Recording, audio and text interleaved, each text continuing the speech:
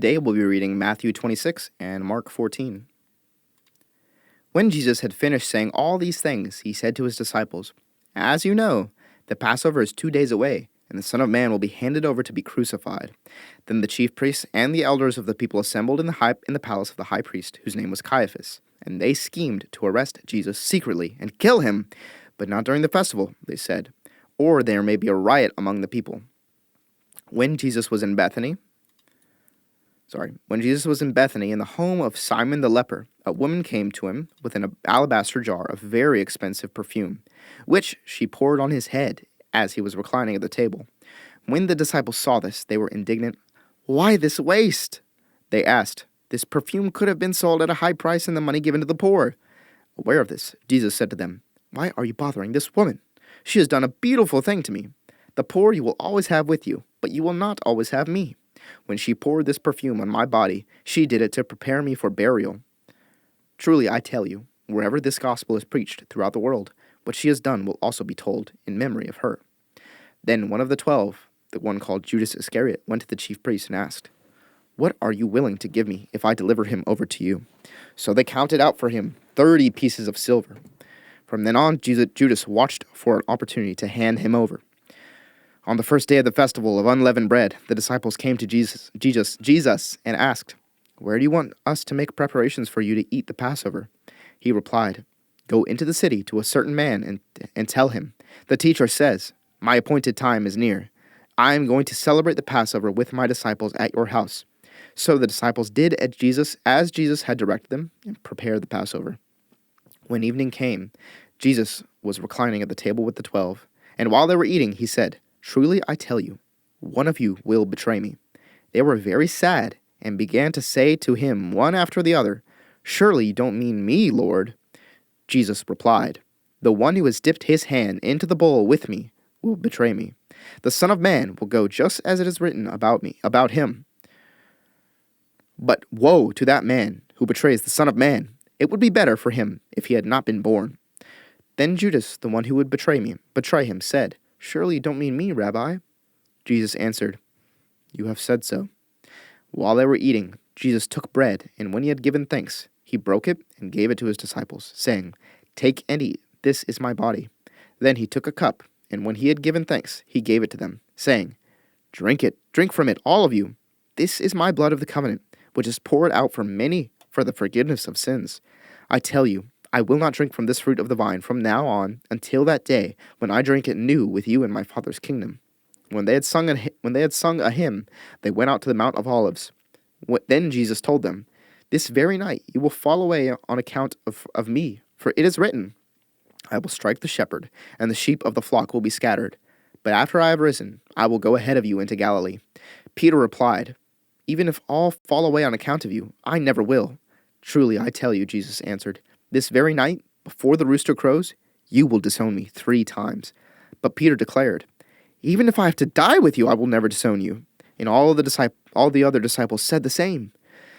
Then Jesus went with his disciples to a place called Gethsemane, and he said to them, "Sit here while I go over there and pray."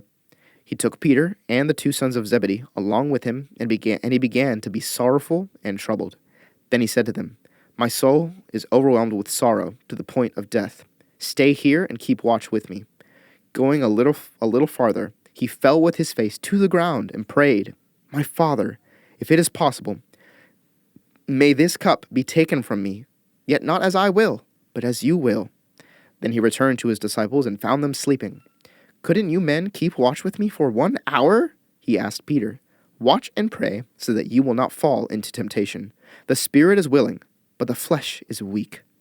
He went away a second time and prayed, "My Father, if it is not possible for this cup to be taken away unless I drink it, may your will be done." When he came back, he again found them sleeping, because their eyes were heavy. So he left them and went away once more and prayed the 3rd time, saying the same thing. Then he returned to the disciples and said to them, "Are you still sleeping and resting? Look, the hour has come, and the Son of Man is delivered into the hands of sinners. Rise, let us go. Here comes my betrayer." While he was still speaking, Judas, one of the 12, arrived. With him was a large crowd armed with swords and clubs, sent from the chief priests and the elders of the people. Now the betrayer had arranged a signal with them. The one I kiss is the man. Arrest him. Going at once to Jesus, Judas said, Greetings, Rabbi, and kissed him. Jesus replied, Do what you came for, friend. Then the men stepped forward, seized Jesus, and arrested him. With that, one of Jesus' companions reached for his sword, drew it out, and struck the servant of the high priest, cutting off his ear. Put your sword back in its place, Jesus said to him, for all who draw the sword will die by the sword. Do you think I cannot call on my Father, and he will at once put at my disposal more than 12 legions of angels? But how then would the scriptures be fulfilled that say it must happen in this way? In that hour, Jesus said to the crowd, Am I leading a rebellion, that you have come out with swords and clubs to capture me? Every day I sat in the temple courts teaching, and you did not arrest me. But this has all taken place, that the writings of the prophets might be fulfilled. Then all the disciples deserted him and fled. Those who had arrested Jesus took him to Caiaphas, the high priest, where the teachers of the law and the elders had assembled. But Peter followed him at a distance, right up to the courtyard of the high priest. He entered and sat down with the guards to see the outcome. The chief priests and the whole Sanhedrin were looking for false evidence against Jesus so that they could put him to death. But they did not find any, though many false witnesses came forward. Finally, 2 came forward and declared, This fellow said, I am able to destroy the temple of God and rebuild it in 3 days. Then the high priest stood up and said to Jesus, Are you not going to answer? What is this testimony that these men are bringing against you? But Jesus remained silent. The high priest said to him, I charge you under oath by the living God. Tell us if you are the Messiah, the Son of God. You have said so, Jesus replied. But I say to all of you, from now on you will see the Son of Man sitting at the right hand of the Mighty One and coming on the clouds of heaven. Then the high priest tore his clothes and said, He has spoken blasphemy. Why do we need any more witnesses? Look, now you have heard the blasphemy. What do you think? He is worthy of death, they answered. Then they spit in his face and struck him with their fists. Others slapped him and said, Prophesy to us, Messiah. Who hit you? Now Peter was sitting out in the courtyard, and a servant girl came to him. You also were with Jesus of Galilee, she said. But he denied it before them all. I don't know what you're talking about, he said. Then he went out to the gateway, where another servant girl saw him and said to the people there, This fellow was with Jesus of Nazareth. He denied it again with an oath. I don't know the man. After a little while, those standing there went up to Peter and said, Surely you are one of them. Your accent gives you away. Then he began to call down curses and he swore to them, I don't know the man. Immediately a rooster crowed. Then Peter remembered the word Jesus had spoken. Before the rooster crows, you will disown me 3 times. And he went outside and wept bitterly. Now Mark 14. Now the Passover and the festival of unleavened bread were only 2 days away. And the chief priests and the teachers of the law were scheming to arrest Jesus secretly and kill him. But not during the festival, they said, or the people may riot. While he was in Bethany, reclining at the table in the home of Simon the leper, a woman came with an alabaster jar of very expensive perfume, made of pure nard. She broke the jar and poured the perfume on his head. Some of those present were saying indignantly to one another, Why this waste of perfume? It could have been sold for more than a year's wages, and the money given to the poor. And they rebuked her harshly. Leave her alone, said Jesus. Why are you bothering her? She has done a beautiful thing to me. The poor you will always have with you, and you can help them any time you want. But you will not always have me. She did what she could. She poured perfume on my body beforehand to prepare for my burial. Truly I tell you, wherever the gospel is preached throughout the world, what she has done will also be told in memory of her. Then Judas Iscariot, one of the 12, went to the chief priests to betray Jesus to them. They were delighted to hear this and promised to give him money. So he watched for an opportunity to hand him over. On the first day of the festival of unleavened bread, when it was customary to sacrifice the Passover lamb, Jesus' disciples asked him, Where do you want us to go and make preparations for you to eat the Passover? So he sent 2 of his disciples, telling them, Go into the city, and a man carrying a jar of water will meet you. Follow him. Say to the owner of the house he enters, The teacher asks, Where is my guest room, where I may eat the Passover with my disciples? He will show you a large room upstairs, furnished and ready. Make preparations for us there. The disciples left, went into the city and found things just as Jesus had told them. So they prepared the Passover. When evening came, Jesus arrived with the 12. While they were reclining at the table eating, he said, "Truly I tell you, one of you will betray me, one who is eating with me." They were saddened, and one by one they said to him, "Surely you don't mean me?" "It is one of the 12," he replied, "one who dips bread into the bowl with me. The Son of Man will go just as it is written about him. But woe to that man who betrays the Son of Man! It would be better for him if he had not been born." While they were eating, Jesus took bread, and when he had given thanks, he broke it and gave it to his disciples, saying, "Take it, this is my body." Then he took a cup, and when he had given thanks, he gave it to them, and they all drank from it. "This is my blood of the covenant, which is poured out for many." He said to them, "Truly I tell you, I will not drink again from the fruit of the vine until that day when I drink it new in the kingdom of God." When they had sung a hymn, they went out to the Mount of Olives. "You will all fall away," Jesus told them, "for it is written, 'I will strike the shepherd, and the sheep will be scattered.' But after I have risen, I will go ahead of you into Galilee." Peter declared, "Even if all fall away, I will not." "Truly I tell you," Jesus answered, "today, yes, tonight, before the rooster crows twice, you yourself will disown me 3 times." But Peter insisted emphatically, Even if I have to die with you, I will never disown you." And all the others said the same. They went to a place called Gethsemane, and Jesus said to his disciples, "Sit here while I pray." He took Peter, James, and John along with him, and he began to be deeply distressed and troubled. "My soul is overwhelmed with sorrow to the point of death." He said to them, "Stay here and keep watch." Going a little farther, he fell to the ground and prayed that if possible, the hour might pass from him.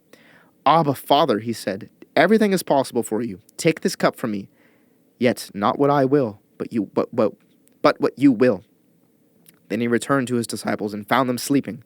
"Simon," he said to Peter, "are you asleep? Couldn't you keep watch for 1 hour? Watch and pray so that you will not fall into temptation. The spirit is willing, but the flesh is weak." Once more he went away and prayed the same thing. When he came back, he again found them sleeping, because their eyes were heavy. They did not know what to say to him. Returning the 3rd time, he said to them, "Are you still sleeping and resting? Enough! The hour has come. Look, the Son of Man is delivered into the hands of sinners. Rise, let us go. Here comes my betrayer." Just as he was speaking, Judas, one of the 12, appeared. With him was a crowd armed with swords and clubs, sent from the chief priests, the teachers of the law, and the elders. Now the betrayer had arranged a signal with them. "The one I kiss is the man. Arrest him and lead him away under guard." Going at once to Jesus, Judas said, "Rabbi," and kissed him. The men seized Jesus and arrested him. Then one of those standing near drew his sword and struck the servant of the high priest, cutting off his ear. "Am I leading a rebellion," said Jesus, "that you have come out with swords and clubs to capture me? Every day I was with you, teaching in the temple courts, and you did not arrest me. But the scriptures must be fulfilled." And everyone deserted him and fled. A young man wearing nothing but a linen garment was following Jesus. When they seized him, he fled naked, leaving his garment behind. They took Jesus to the high priest, and all the chief priests, the elders, and the teachers of the law came together. Peter followed him at a distance, right into the courtyard of the high priest. There he sat with the guards and warmed himself at the fire. The chief priests and the whole Sanhedrin were looking for evidence against Jesus so that they could put him to death, but they did not find any. Many testified falsely against him, but their statements did not agree. Then some stood up and gave this false testimony against him. "We heard him say, 'I will destroy this temple made with human hands, and in 3 days will build another, not made with hands.' Yet even then their testimony did not agree." Then the high priest stood up before them and asked Jesus, "Are you not going to answer? What is this testimony that these men are bringing against you?" But Jesus remained silent and gave no answer. Again the high priest asked him, "Are you the Messiah, the Son of the Blessed One?" "I am," said Jesus, "and you will see the Son of Man sitting at the right hand of the Mighty One and coming on the clouds of heaven." The high priest tore his clothes. "Why do we need any more witnesses?" he asked. "You have heard the blasphemy. What do you think?" They all condemned him as worthy of death. Then some began to spit at him. They blindfolded him, struck him with their fists, and said, "Prophesy!" And the guards took him and beat him. While Peter was below in the courtyard, one of the servant girls of the high priest came by. When she saw Peter warming himself, she looked closely at him. "You also were with that Nazarene, Jesus," she said, but he denied it. "I don't know or understand what you're talking about," he said, and went out into the entryway. When the servant girl saw him there, she said again to those standing around, "This fellow is one of them." Again he denied it. After a little while, those standing near said to Peter, "Surely you are one of them, for you are a Galilean." He began to call down curses, and he swore to them, "I don't know this man that you're talking about." Immediately the rooster crowed the second time. Then Peter remembered the word Jesus had spoken to him. "Before the rooster crows twice, you will disown me 3 times." And he broke down and wept.